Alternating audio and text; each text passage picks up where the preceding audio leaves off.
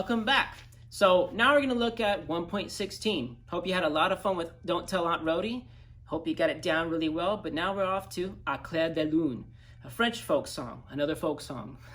And this one's pretty popular. You may have heard it in some movies. You may have heard it in some not lullabies, but other people singing it, or in a piano piece if you're a piano student, ever take private lessons. But À Clair de Lune has a couple of things that we're going to add to this. We're going to be doing what's called a skip or a jump, okay? So the very first couple measures, you're doing exactly what we did before. We had the melody kind of staying the same, going up and down, but you'll notice something really particular on measure 3. On measure 3, and I want to talk about this first before we review everything else, we're going to jump from an open D to the F sharp. So what happened? Well, we skipped a note.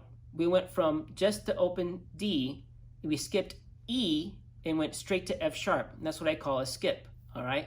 So when we skip like that, you have to use multiple fingers. Now, if you're not a bassist, you're not used to this yet. Bassists have already been doing this from the open string G going down to 4 fingers F sharp. So they've already had to just drop down all 4 fingers, or more than one for sure. And violins, violas haven't had that much to work with at that, and cello's kind of working with it already from E to F sharp. Now, what I mean by skipping as well, why I bring this up is because you're skipping finger order, or not order necessarily, but just what finger comes next right away. And so we're going to be going from an open string and having to place more than one finger down is going to be kind of a challenge, because you have to be completely accurate, just like you have been for this whole time, on where your finger's placed, and just kind of practicing on that. So before you go on to review and everything else, try to just practice how to play D and F sharp, D and F sharp, just those 2 pitches without playing the E in between, or playing G for that matter. Now, if you had a few chances to practice that, go ahead and review the entire exercise or entire piece. What is a time signature? What pitches are you playing throughout the whole piece? What is the rhythm? How many measures there are? And is there a repeat sign or just a final bar line? Once you have those figured out, go ahead and try to play along with me. All right, so here's 1.16. We're gonna get to guitar position, and I want you just to singer the notes with me.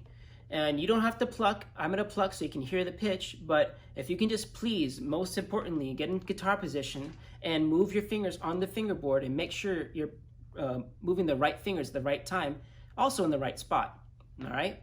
So here we go. Here's the entire 4 measures. You can break it down on your own, as I kind of showed you how to do in 1.15. Ready?